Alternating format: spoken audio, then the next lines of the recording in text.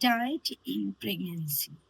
গর্ভাবস্থায় মহিলাদের নিজেদের খাওয়া দাওয়ার উপরে বিশেষভাবে খেয়াল রাখা উচিত।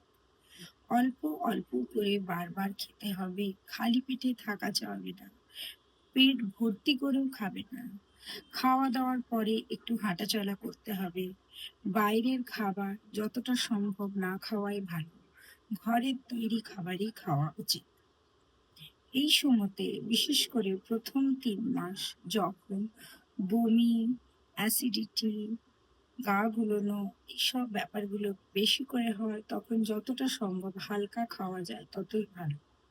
আস্তে আস্তে যখন সিচুয়েশনের পরিবর্তন হবে, বডি স্যুট করে যাবে, তখন সেদ্ধ ডিম, ডাল, সয়াবিন, দুধ এইসব প্রকার খাওয়া উচিত। জলটাও বেশি করে খেতে হবে।